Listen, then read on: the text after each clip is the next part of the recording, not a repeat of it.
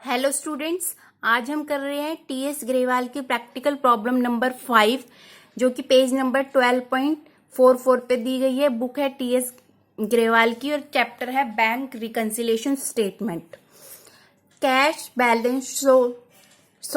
Cash book show a balance of ₹12,500। अब यहाँ पर को मेंशन नहीं है कि कौन सा बैलेंस है, तो इसको मैंने क्या बताया था आपको, जब भी कैश बुक का बैलेंस मेंशन नहीं होता तो हमें कौन सा बैलेंस अज्यूम करना होता है, debit balance. Sorry for disturbance. ये कितना है, 12,500। Cheque issue but not yet presented for payment. अब क्या हुआ है, चेक इशू कर दिए। चेक जो है बैंक बिजनेस ऑर्गेनाइजेशन ने, जब भी हम balance as per cash book लेते हैं तो हमें किसके अकॉर्डिंग चलना होता है, पासबुक के। जैसे ही अकाउंट होल्डर को, बिजनेस ऑर्गेनाइजेशन को बैंक स्टेटमेंट मिल जाती है बिजनेस ऑर्गेनाइजेशन को, तो अकाउंट होल्डर क्या करता है, कैश बुक में बैंक स्टेटमेंट से रिलेटेड चेंजेस करता है। और कैश पासबुक के अकॉर्डिंग हम क्यों चलते हैं, क्योंकि बिजनेस ऑर्गेनाइजेशन को ये जानना है कि बिजनेस ऑर्गेनाइजेशन से रिलेटेड कितनी पेमेंट बैंक से की गई है और बिजनेस ऑर्गेनाइजेशन से रिलेटेड कितनी इनकम बैंक में रिसीव हुई है। इसलिए हमें पासबुक के अकॉर्डिंग और बैंक स्टेटमेंट के अकॉर्डिंग चलना पड़ता है। पासबुक और बैंक स्टेटमेंट एक ही बात होती है।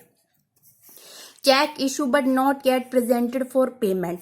अब क्या किया, बिजनेस ऑर्गेनाइजेशन ने अपने क्रेडिटर्स को चेक काट दिए, पर क्रेडिटर्स ने पेमेंट के लिए चेक जो है बैंक में प्रेजेंट किए ही नहीं, तो बैंक ने पेमेंट की ही नहीं। ठीक है, बैंक ने जब पेमेंट नहीं की तो हम क्या करेंगे, इसको ऐड कर लेंगे। ऐड चेक इशूड, मैंने बताया था ना आपको ऐड आइटम्स में, तो उस फॉर्मेट को आप सामने रख के भी इसको प्रैक्टिकल को देख सकते हो। But not yet presented for payment, इसलिए हम ऐड बैक कर लेंगे क्योंकि बैंक ने पेमेंट की ही नहीं, क्योंकि क्रेडिटर ने चेक जो है पेमेंट के लिए प्रेजेंट किए ही नहीं। कितने के, 6,000 के। ये तो add item. Cheque deposit in bank but not yet collected. ठीक है, चेक जो है डिपॉजिट तो कर दिए but not yet collected, credit नहीं किए। ठीक है, चेक डिपॉजिट किए मतलब बिजनेस ऑर्गेनाइजेशन को कस्टमर से चेक मिल गए। ठीक है, बिजनेस ऑर्गेनाइजेशन ने कैश बुक में बैंक कॉलम में एंट्री भी कर दी उन चेक्स की, बट जो बैंक है, बैंक ने जो है उन चेक्स को कलेक्ट नहीं किया। ठीक है, ये इनकम है, इस इनकम को बैंक ने इनकम को क्रेडिट नहीं किया, तो ये क्या है, लेस आइटम। इसे हम लिखेंगे लेस आइटम्स में, क्या लिखेंगे, check deposited in the bank but not credited और collected by बैंक। कितना आ जाएगा, 9,000 का। Bank paid insurance premium. Bank ने बिजनेस ऑर्गेनाइजेशन की स्टैंडिंग इंस्ट्रक्शंस पे इंश्योरेंस प्रीमियम पे कर दिया, तो इंश्योरेंस प्रीमियम की पेमेंट होगी तो हम कैश बुक में क्या करेंगे, इंश्योरेंस प्रीमियम की पेमेंट को रिकॉर्ड कर देंगे।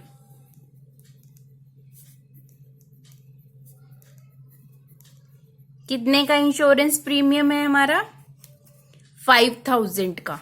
ये हो जाएगा यहां पे लेस।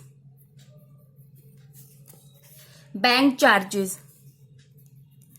बैंक चार्जेस किस लिए होते हैं, बैंक चार्जेस जो है बैंक चार्ज करता है बिजनेस ऑर्गेनाइजेशन को जो सर्विसेज बैंक ने प्रोवाइड की हैं उसके लिए। जैसे कि मान लो इंश्योरेंस प्रीमियम पे किया है या फिर रेंट पे किया, इस तरह की सर्विसेज के लिए, तो बैंक चार्जेस की पेमेंट करी है बैंक ने।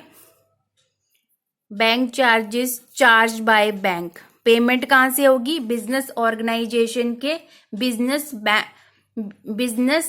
बैंक अकाउंट में से।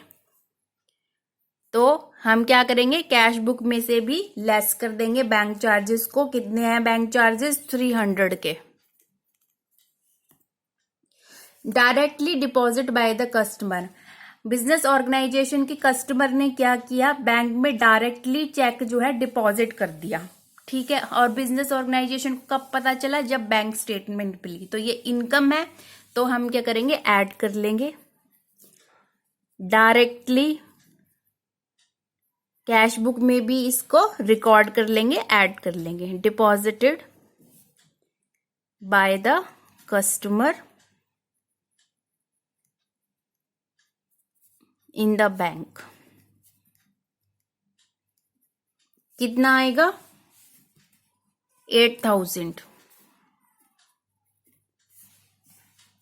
Interest on investment collected by bank, कोई भी गवर्नमेंट सिक्योरिटी है उसमें इन्वेस्ट किया है बिजनेस ऑर्गेनाइजेशन ने, उस पे जो इंटरेस्ट है, इंटरेस्ट आ रहा है इन्वेस्टमेंट पे, वो बैंक ने कलेक्ट कर लिया। तो ये क्या है, इनकम ऐड कर ली बैंक ने, ठीक है। तो हम भी क्या करेंगे, कैश बुक में इनकम ऐड कर लेंगे, इंटरेस्ट जो है वो ऐड हो जाएगा, इंटरेस्ट ऑन इन्वेस्टमेंट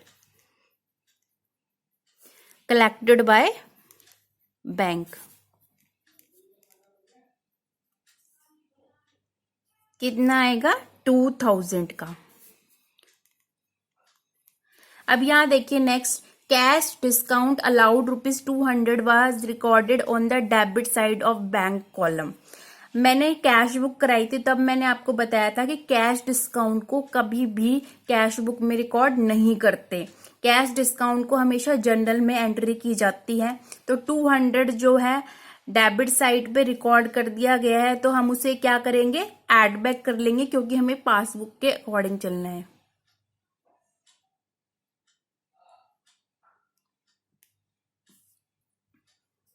नीचे हिंट भी दिया है, cash discount was recorded on the debit side of bank column instead of passing the journal entry. तो as a result cash book balance is higher by 200। 200 से balance ज्यादा हो गया ना डेबिट साइड पे। डेबिट साइड कौन सी होती है बैंक कॉलम की? Receipt side. तो 200 रुपए से जो है वो ज्यादा हो गया है, तो हमें क्या करना है, हमें उसे लेस कर देना है बैंक स्टेटमेंट के according.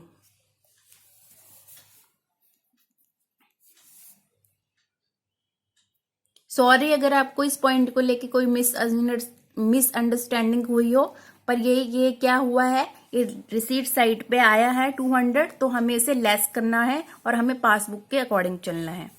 Cash discount, cash discount less,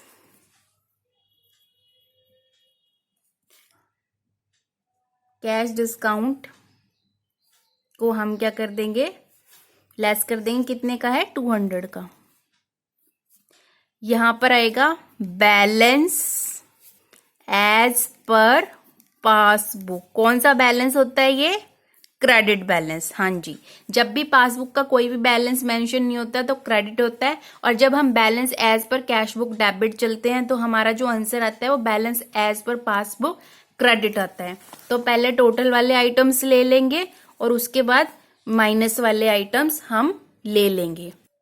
ये देखिए यहाँ पर टोटल वाले आइटम्स में 16,000 आ गया, 12,500 में ऐड कर देंगे, ये आ जाएगा 28,500। लेस वाले आइटम रिड्यूस हो जाएंगे, लेस आइटम आए 14,500, हमारा आंसर आ गया 14,000 balance as per passbook. I hope आज की इलस्ट्रेशन आज की प्रैक्टिकल प्रॉब्लम आपको समझ में आई होगी। इससे रिलेटेड अगर कोई भी क्वेरी है आप कमेंट बॉक्स में छोड़ दीजिए, मैं रिप्लाई कर दूंगी। मिलेंगे नेक्स्ट वीडियो में। Thank you so much. अगर डेट मेंशन ना हो तो एज ऑन करके डेट की जो है स्पेस हमें खाली छोड़ देना है।